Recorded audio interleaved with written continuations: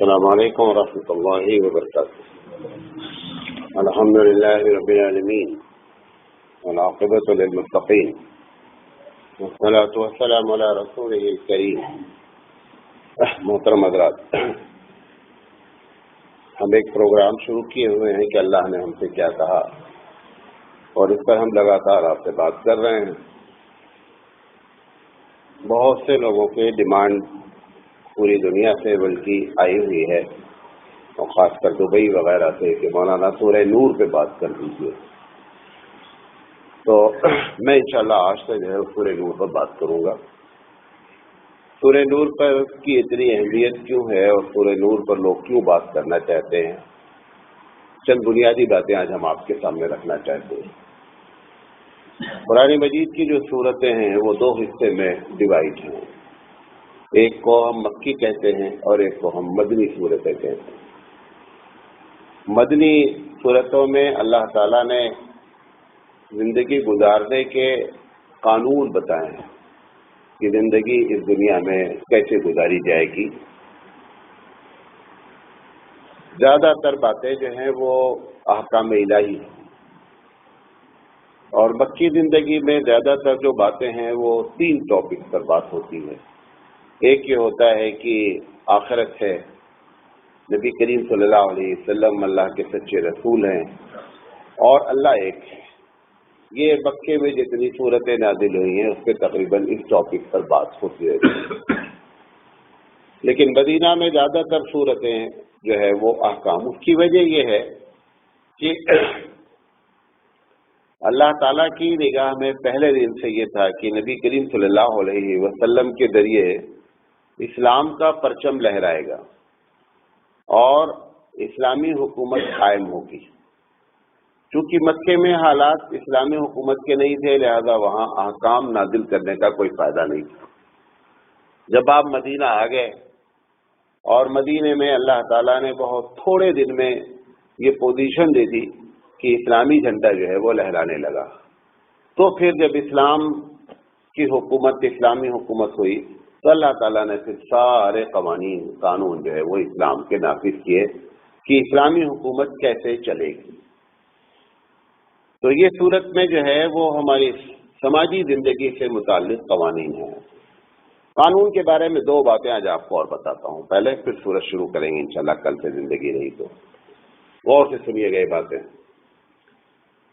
پوری دنیا کی جو قوم ہے مسلمان کو چھوڑ کر، اب تو خیر مسلمان بھی اس بات کو نہیں سمجھ رہا ہے، پوری دنیا کی قومیں یہ سمجھتی ہیں کہ ہم اس دنیا میں آئے ہیں، چاہے کسی نے ہم کو پیدا کیا ہے۔ ایک طبقہ کہتا ہے کہ ہم کو پیدا کرنے والا کوئی ہے، ایک طبقہ کہتا ہے جو بہت زیادہ اپنے آپ کو اسمارٹ اور ہائیلی کوالیفائڈ سمجھتا ہے، وہ یہ سمجھتا ہے کہ ہم بس یوں ہی ایک پیدا ہو گئے ہیں۔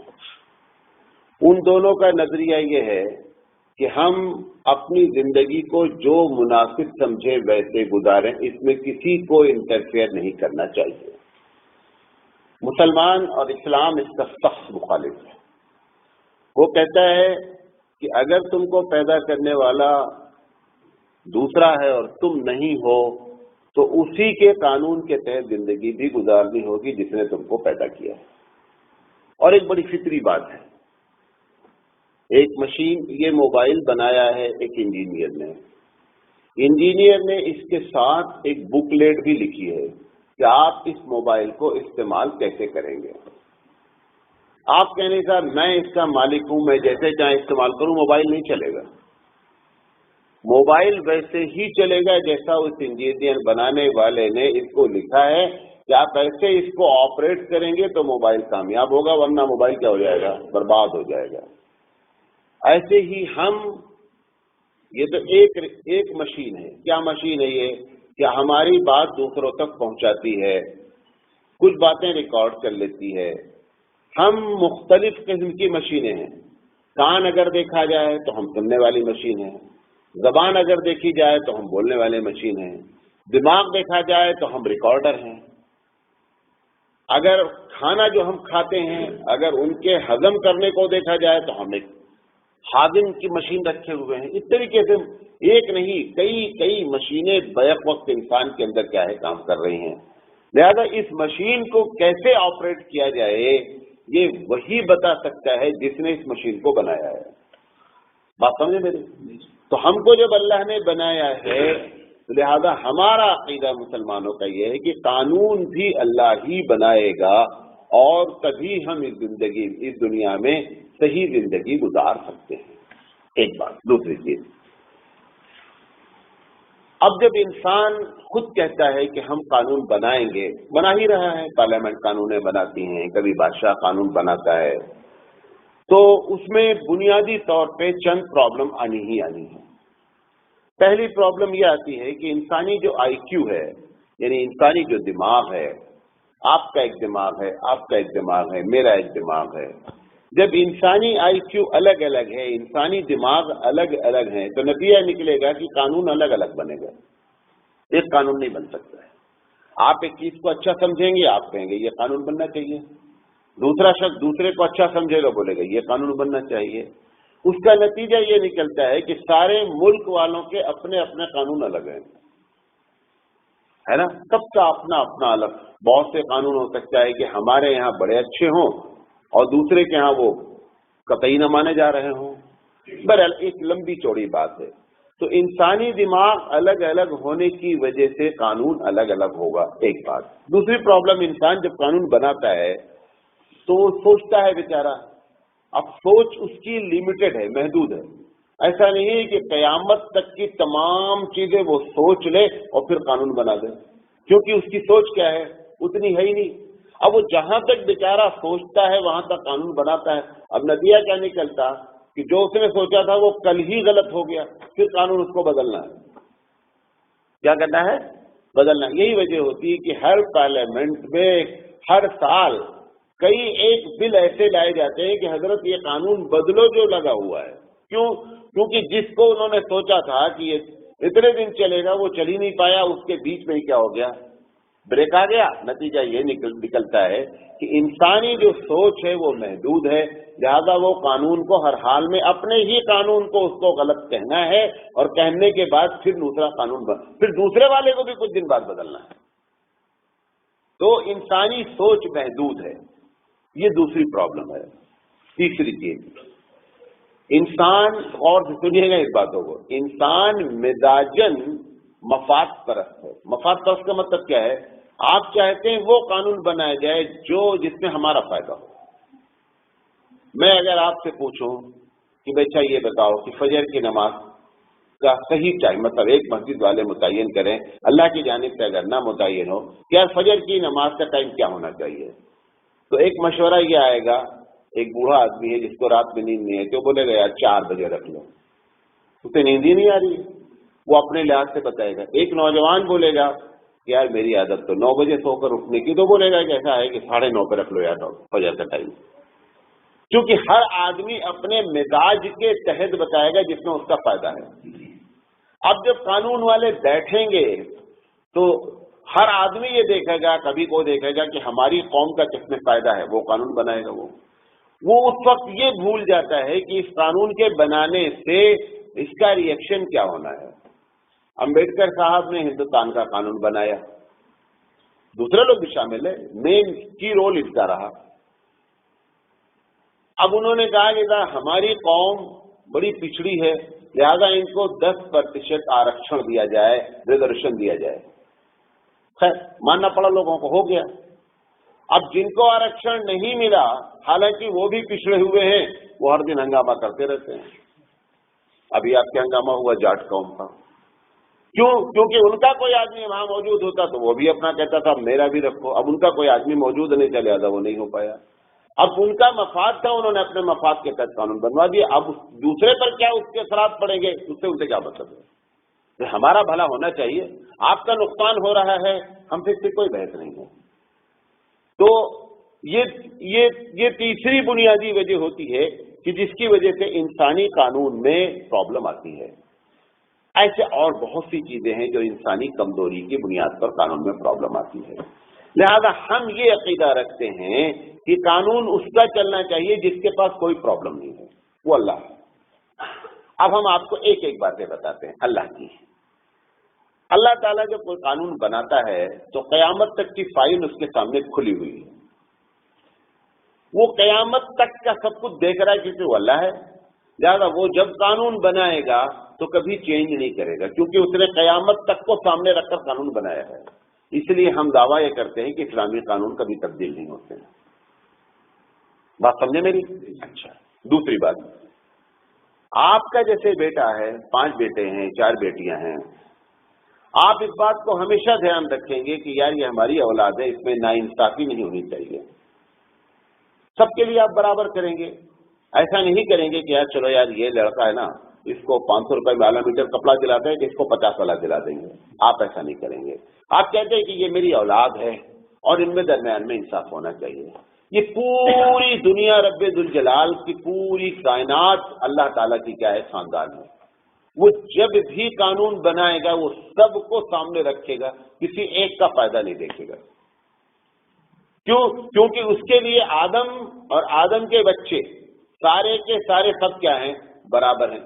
تو اس میں یہ نہیں دیکھے گا کہ یہ مسلمان ہیں تو ان کے لیے یہ قانون بن جائے، یہ غیر ہے، نہ، اس کے لیے پورے اب ایک حدیث ہے کہ پوری دنیا اللہ کا ایک کنبہ ہے، اللہ اپنے کنبے کے لیے کیا کرے گا؟ سب کا فائدہ سامنے رکھے گا، کسی ایک کا نہیں رکھے گا۔ تو یہ پہلی بات ہوگی۔ تو پہلی بات کیا ہے؟ قیامت تک سامنے سب کچھ کھلا ہے، لہذا وہ قانون بنائے گا تو کبھی نہیں بدلے گا، نمبر 1۔ نمبر 2، چونکہ اس کا اپنا فائدہ کے لیے قانون نہیں بنا رہا ہے تمہارے فائدے کے لیے۔ جب آدمی اپنا فائدہ ہٹا لیتا ہے تو نتیجہ کیا نکلتا ہے کہ اس میں پوری چیزیں صحیح ہو جاتی ہیں۔ پرابلم آتی ہے کہ ہم اپنا فائدہ سامنے رکھتے ہیں تو نقصان ہوگا۔ اللہ ہے، مالک ہے، غنی ہے، اس کو کسی چیز کی پرواہ نہیں ہے، لہذا وہ جو قانون بنا رہا ہے وہ ہمارے مفاد کے لیے بنائے گا، اپنے مفاد کے لیے قانون نہیں بنائے گا۔ تیسری چیز، جیسے میں نے بتایا کہ وہ ہمارا خالق ہے، ہم کو پیدا کرنے والا ہے۔ جب ہمارا وہ پیدا کرنے والا ہے تو ہماری کمزوری کیا ہے وہی جانتا ہے، ہماری کیا کمزوری ہے وہ وہی جانتا ہے، اس کمزوری کو سامنے رکھتے ہوئے قانون بناتا ہے۔ اس کمزوری کو آپ فطرت کہہ لیں، کمزوری کہہ لیں، ہمارے پاس جتنی ہماری فطرت ہے وہ اس کے تحت قانون بناتا ہے۔ کبھی کبھی ایسا، اس کو غور سے سنیں، یہ جو جملہ کہنے جا، کبھی کبھی ایسا ہو سکتا ہے کہ 2 فطرتیں ٹکرا جاتی ہیں، نہیں سمجھے بات۔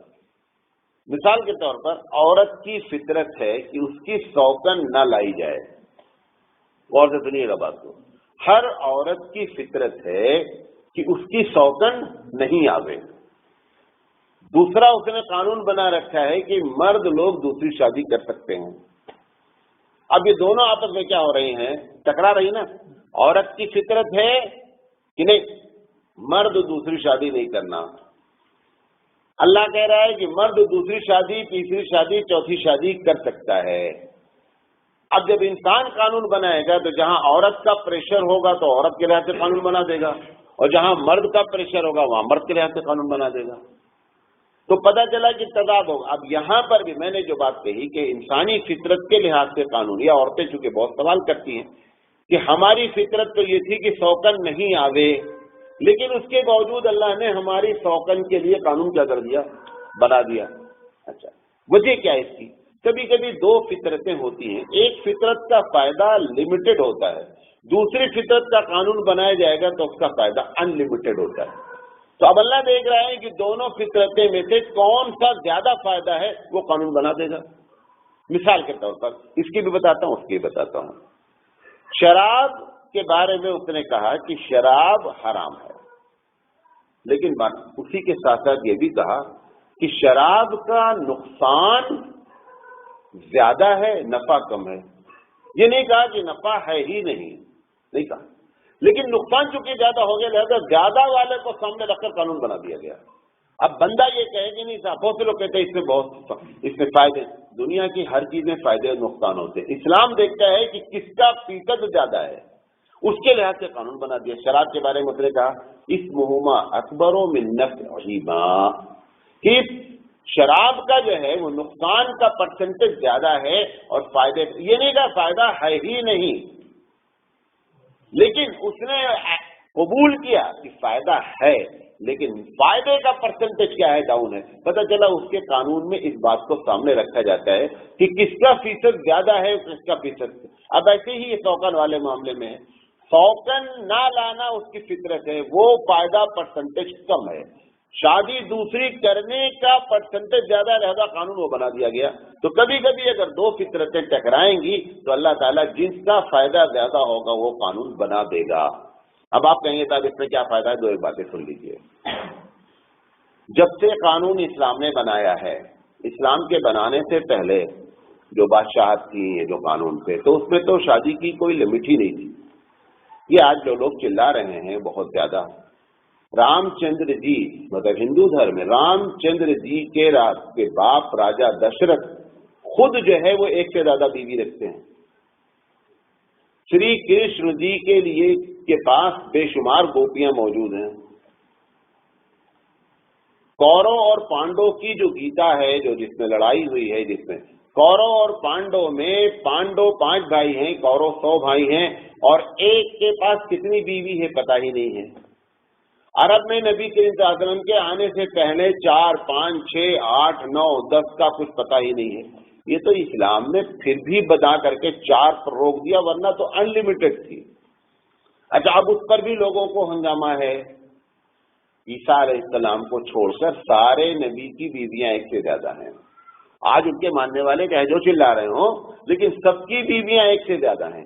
یہ اللہ تعالیٰ نے جو اسلام میں قانون بنایا، اس عورت کا خیال نہ رکھا گیا کہ جو چاہ رہی تھی سوکن نہ آوے، بلکہ قانون یہ بنایا ہے کہ آپ لا سکتے ہیں سوکن. اس کا 2 ایک فائدہ آپ کو بتاتا ہوں. سب سے پہلی بات تو یہ نوٹ کریں، 1450 سال سے زیادہ ٹائم ہو رہا ہے قانون بنے ہوئے. آج تک یہ پرسنٹیج شادی کے دوسری تیسری چوتھی والے کا پرسنٹیج 5% کو کراس نہیں کیا ہے. یہ سمجھے بات، پوری دنیا میں جتنے لوگ 2-3 شادی کیے وہ کتنے % لوگ ہیں؟ 5 کے اندر ہیں. اگر آپ کو یہ دیکھنا ہے کہ ڈاٹا صحیح ہے کہ نہیں، آپ اپنے رشتہ دار کی لسٹ دیکھ لیجیے اور دیکھیں کتنے لوگ شادی کیے ہوئے ہیں. تو آپ کو خود معلوم ہو جائے گا ڈاٹا کیا ہے. جس قانون کو آج تک مس یوز نہیں ہوا وہ قانون کیوں بدلا جائے صاحب؟ قانون بدلا جاتا ہے جب قانون کا مس یوز ہو. 5 ہی یہ ایسا ہونے لگتا ہے کہ 95% لوگ کیا کرتے، دوسری شادی کرتے. تو لوگوں کا آبجیکشن صحیح تھا، بھائی قانون بدلو، مس یوز ہو رہا ہے. قانون مس یوز ہوا ہی نہیں تک. کیا کیوں اللہ نے اس عورت کا خیال کیوں نہیں رکھا؟ کیا کیوں اس نے؟ اس لیے کیا کہ ایسے بے شمار مسائل آ جاتے ہیں. ابھی عراق کی جنگ ہوئی، آپ کو معلوم ہے 6 لاکھ عورتیں بیوہ ہو گئیں. پچھلے 10 سال میں 6 لاکھ عورتیں بیوہ ہو گئیں. اب عورت کا فیصد، عورت کی آبادی مرد کی آبادی سے بڑھ گئی. اگر ایک آدمی 2 بیوی نہیں کرے گا تو عورتیں بغیر شادی کی رہنا ہے، مرد موجود نہیں ہے وہاں. پتا چلا اگر قانون نہیں ہوگا تو عورتوں کو، جب مرد ہی موجود نہیں ہے کہ صاحب آپ ایک ہی کر سکتے ہیں، جب مرد موجود نہیں ہوگا نتیجہ کیا نکلے گا؟ جو وہ کرپشن کریں گے. اس کو اس دنیا میں کرپشن کو بھی تو روکنا ہے. ایک عورت، ایک آدمی شادی کیا، بچے نہیں ہو رہے ہیں، ڈاکٹر کہہ رہا ہے کہ اس بیوی سے بچے نہیں ہو سکتے. اب 2 ہی شکل ہے، یا تو بیوی کو چھوڑ دو یا دوسری بیوی کی آپ اجازت دے دو. اگر اجازت نہیں دو گے نتیجہ کیا نکلے گا کہ یہ لائف ایک ہی مرتبہ ملی ہے، وہ پوری زندگی اس کو کڑ کے رہنا ہے. ایسے بہت سے فائدے ہیں کہ 2 فطرتیں جب ٹکرا جاتی ہیں تو پروردگار عالم کیا کہتا ہے کہ اس میں سے جس فطرت کا فائدہ زیادہ ہوتا ہے وہ قانون بنا دیا جاتا ہے. تو اللہ کے قانون میں پہلی چیز کیا ہے؟ سب کچھ سامنے ہے، نمبر 1. نمبر 2، ہماری کمزوریوں کو جانتے ہوئے قانون بناتا ہے. تیسری چیز کیا ہے؟ وہ ہمارے فائدے کے تحت قانون بناتا ہے.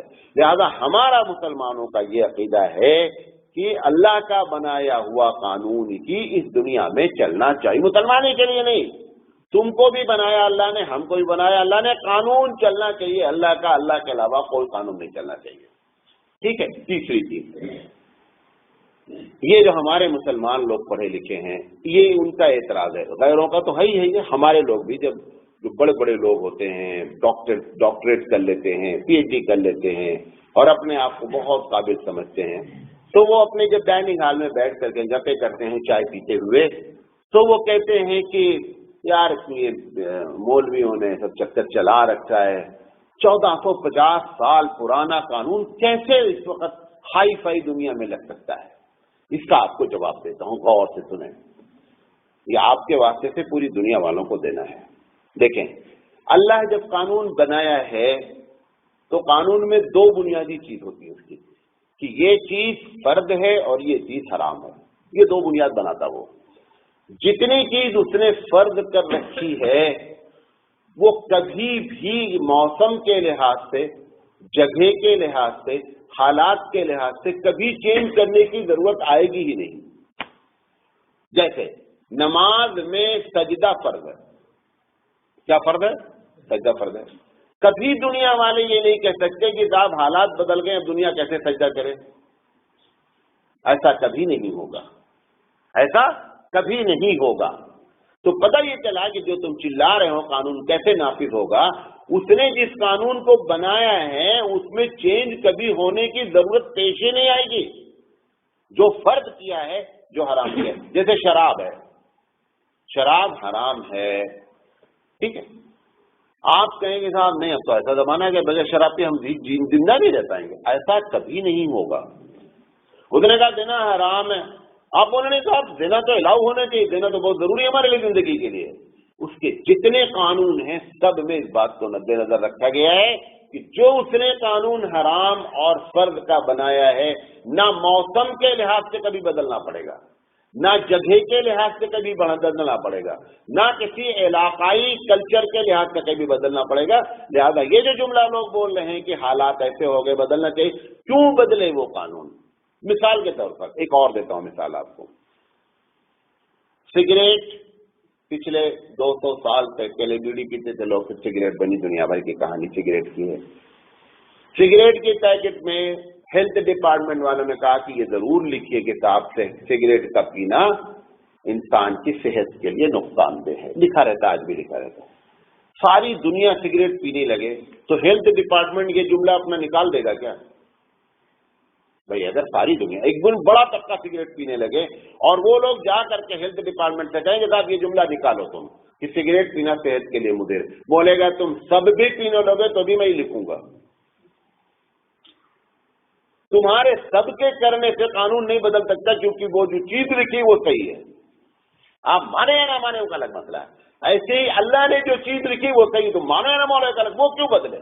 جب ہیلتھ ڈپارٹمنٹ سرنڈر ہونے کے لیے تیار نہیں ہے تو رب ذوالجلال انسان کے سامنے کیوں سرنڈر ہوگا؟ کیونکہ اس نے جس بات کو لکھا ہے اس میں کوئی ایسی بات ہوئی نہیں اب صاحب اتنا اچھا موسم ہو گیا کہ سگریٹ کا پینا مفید ہے، ایسا تو کبھی ہوگا نہیں، سگریٹ ہمیشہ نقصان سے کرے گی۔ لہذا اللہ تعالیٰ کے جو قانون ہے جو بدلنے کی نہ وجہ ہے، پہلی وجہ یہ ہے کہ جو چیزیں فرض ہیں ان فرض اور ان حرام میں کبھی بھی حالات اپنے اثرات مرتب کر سکتے نہیں۔ بات سمجھے میری؟ نمبر 2، جس میں تبدیلی ہونے کے چانس ہے اس میں قانون نہیں بنایا اس نے۔ مثال کے طور پر کرناٹک والے ایک طریقے کھانا کھاتے ہیں، لندن والے ایک طریقے کا کھانا کھاتے ہوں گے، آسٹریلیا والے ایک طریقے کا کھانا کھاتے ہوں گے۔ اس نے ایسی تمام چیزوں کی پالیسی بنا دی، کیا کہ دیکھو بھائی یہ چیزیں نہیں کھاؤ، بقیہ جو جی چاہے کھاؤ۔ نہ کھانے کی لسٹ بتا دی، کھانے کی لسٹ نہیں بتائی۔ نہ کھانے میں اس نے بتا دیا بھائی یہ جانور نہیں کھانا ہے، یہ پرندہ نہیں کھانا ہے، یہ چیز نہیں کھانا ہے۔ اس کے علاوہ آپ مجھ سے پوچھے مولانا صاحب پالک کھا سکتے کہ نہیں؟ اچھا پالک میتھی ملا کے کھا سکتے کہ نہیں؟ میں تھوڑے حدیث قرآن تلاش کروں گا، میرے دماغ میں وہ ہم کو پڑھا دیا گیا ہے کہ منع کرنے والی حدیث ہم کو معلوم ہے، وہ جب آپ مسئلہ پوچھیں گے ہم دیکھیں گے منع کرنے والی میں نہیں، ہم بولیں گے سب جائز ہے بھائی۔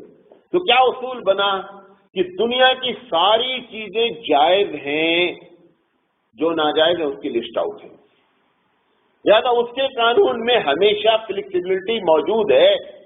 جہاں پر بھی پوری دنیا کو معاملہ آئے گا وہ یہی فتویٰ دیتا رہے گا، اس کو ضرورت ہی نہیں ہے۔ جو لوگ یہ کہہ رہے ہیں کہ 1450 سال پہلے لایا ہوا قانون بدلنا چاہیے، ان کو اس بات کو نوٹ کرنا چاہیے جن کے اندر تبدیلی کی چانسز ہے اس میں قانون بنا ہی نہیں ہے۔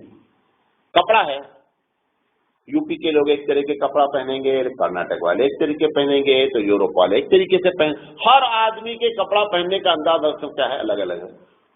कोई भी इस्लामी लिबास बताया ही नहीं गया। क्यों नहीं बताया गया? अगर वो एक जगह बता देगा तो दूसरी जगह वाले क्या करेंगे?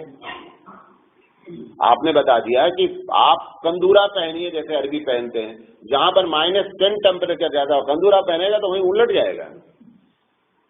उसने क्या किया कि जिन चीजों में ऐसे चांसेस थे, उसने कह दिया कौन सा कपड़ा नहीं पहनो, ये बता दिया। क्या पहनो ये तुम्हारे ऊपर है। उसने कहा भाई ऐसा कपड़ा पहनना मर्द लोग कि नाक से लेकर घुटने तक ढका रहे, टाइट नहीं हो और ट्रांसपेरेंट नहीं हो। बच्चे तुम कैसे पहनना चाहते हो ये तुम्हारी चॉइस है, हमसे कोई बहस नहीं। लिहाजा ये मैं आपको बताना चाहता हूं कि जो हम ये चैलेंज करते हैं कि अल्लाह के कानून में तब्दीली नहीं आएगी, जिसके अंदर तब्दीली होने के चांस है उसमें उसने कानून बनाया ही नहीं। बात समझे मेरी? तीसरी चीज, अगर कभी ऐसी प्रॉब्लम आ जाए जहां पर आप मजबूर हो जाएं तो उसने हक दे दिया कि कानून तोड़ दीजिए। आप दे समझे, मिसाल के तौर पर एक आदमी ने पकड़ लिया या एक ऐसे इलाके में पहुंच गया, कोई भी खाना मौजूद नहीं, इसको जान बचाना सिर्फ सुअर का गोश्त मौजूद है, उधरे का कानून तोड़ दो।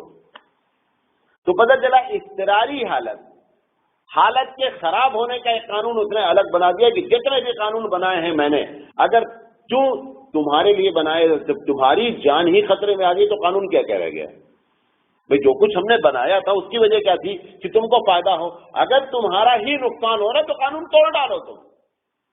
अभी चाइना में एक फतवा दिया गया, चाइना में कम्युनिस्ट हुकूमत है, आपको मालूम है, कम्युनिस्ट मजहब बेदार लोग हैं। उन्होंने पिछले रमजान में ये किया कि अब रोजा नहीं रख सकता कोई, क्योंकि इसका ताल्लुक मजहब से है। अब जो मुसलमान रोजा रखा और उसको उन्होंने पकड़ लिया तो उसको जबरदस्ती ले जाकर के कहा कि तुम रोजा हो या नहीं, हमको खा करके दिखलाओ। अब उसको मजबूर करके एक घूंट कहीं पानी पिलाया, कहीं एक लुकमा खिलाया, कहीं एक फल की काश दे दी। अब अगर वो नहीं खाता है तो उसको उठा करके क्या कर देंगे? अंदर कर देंगे, या जो सजा देना होगा।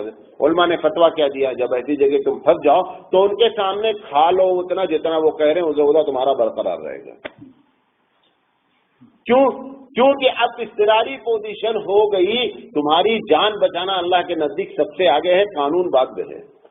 तो ये तीसरी बात कर दी उसने। तो पहली बात उसने क्या की, और यही पर बात अपनी खत्म करते हैं। हराम और फर्द को उसने जो बनाया है उसमें कभी हालात, इलाका, तहजीब, कोई समस्या खड़ी होनी ही नहीं है। नंबर 2, जिसमें समस्याएं आती हैं, जिसमें चेंजिंग होने की बात है, उसमें अल्लाह ताला ने खामोशी अख्तियार कर रखी है। नंबर 3, उसके बावजूद भी अगर प्रॉब्लम हो जाता है तो कानून तोड़ने की इजाजत देती है। कितना तोड़ेगा उसको उन्होंने क्या किया, बाउंड कर दिया। मिसाल के तौर पर भूख है, भूख हमको है कि हम 2 रोटी खाएंगे तो हमारी भूख क्या हो जाएगी, खत्म हो जाएगी। लेकिन अगर हम 1 लुकमा खा लेंगे तो जान बच जाएगी। तो जान बचाने तक परमिशन दिया, भूख को खत्म करने की परमिशन नहीं दिया। बात समझे मेरी? एक बोटी आप खा लिए, सुअर की खा लिया, जान बच गई, आपको दूसरी बोटी का अख्तियार नहीं, वो हराम है वैसे ही वैसे। तो ये उसने कानून बना दिया। आखिरी बात, जब वो कानून बनाता है तो पूरे कानून के में एक बुनियादी चीज होती है जो मुसलमानों के ऊपर उसके खिलाफ थोप दिया गया। इस वक्त उनका कहना है कि मुसलमान और इस्लाम आतंकवाद की तालीम देता है। ये वो भी जानते हैं कि हम जो कह रहे हैं गलत है। ये जितना कुछ बोल रहे हैं उसकी वजह यह है कि उनका मजहब चरमराता नजर आ रहा है। आपको मालूम है इस वक्त यूरोप में सबसे ज्यादा पसंदीदा मजहब इस्लाम है, जबकि डेली 18 घंटे मीडिया इस्लाम के खिलाफ बोलती है। उनकी मीडिया 18 घंटे इस्लाम के खिलाफ बोलती है और 3600 पेज डेली इस्लाम के खिलाफ लिखा जाता है। उसके बावजूद सबसे ज्यादा जो कन्वर्ट हो रहे हैं, क्या हो रहे हैं, लोग मुसलमान हो रहे हैं। सवाल ये कि जब इतना खराब है तो लोग कन्वर्ट क्यों हो रहे हैं यार? भाई खराब की तरफ तो जाना ही नहीं चाहिए। पता था तुम जो कुछ कह रहे हो, उनके कहने की वजह से क्या हुआ कि आतंकवाद है, खराब है, लोगों ने सोचा यार पढ़ना चाहिए, क्या चक्कर है। وہ کہتے ہیں الانسان حریص فیما منع، کہ انسان اس چیز کو ضرور کرتا ہے جس سے منع کیا جاتا ہے. تو وہ منع کیا انہوں نے، تو ان کو ہوا کہ اس کو پڑھنا چاہیے، کیا چکر ہے. وہ پڑھنے کے چکر میں ان کو سمجھ میں آئی کہ تو ٹوٹل جھوٹ بول رہے ہیں یہ لوگ. اب وہ بہت پریشان ہے کہ کیا کیا جائے. اسلام کے قانون کی جو بات بتانا چاہ رہا ہوں، how to maintain the peace of the world. دنیا میں قانون بنانا اللہ کا جو بنایا ہے، جو مقصد کیا ہے کہ کیسے سکون کے ساتھ ہمارے بندے رہیں، یہ ہر قانون کی جڑ ہے. ہر قانون کی جڑ میں یہ ہے بندے کو سکون رہنا چاہیے، بندے کا سکون ڈسٹرب نہیں ہونا چاہیے.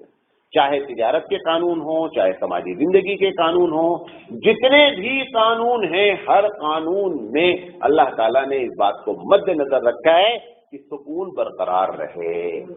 عبادت کے بارے میں اس نے اپنی رائے ظاہر کر دی، آپ کا اختیار چھین لیا گیا ہے. یہ بھی نوٹ کر لیں. سارے قانون میں جو میں نے بتایا وہ، لیکن عبادت اس سے ایکسیپشنل ہے. عبادت مطلب کیا؟ آپ کو نماز پڑھنا ہے، آپ کو نماز ویسی ہی پڑھنی ہے جیسی بتائی گئی ہے. کپڑے میں آپ کو اختیار جیسے چاہے پڑھ لیں، آپ کو نماز میں اختیار نہیں ہے. تو ان عبادت کے جتنے فارمولے ہیں وہ فکس ہیں. بقیہ سب میں جو میں نے بتایا اسی بات کو مد نظر رکھتے ہوئے قانون بنایا گیا ہے. چونکہ یہ صورت پوری پوری قانون پر چلے گی، اس لیے میں نے سوچا چند ابتدائی باتیں آپ کو بتائیں. انشاءاللہ دوسرے کی کل بات کریں گے. وآخر دعوانا ان الحمدللہ رب العالمین. سبحان اللہ وبحمدہ، اللہم بحمدک، اشہد ان لا الہ الا انت، استغفرک واتوب الیک.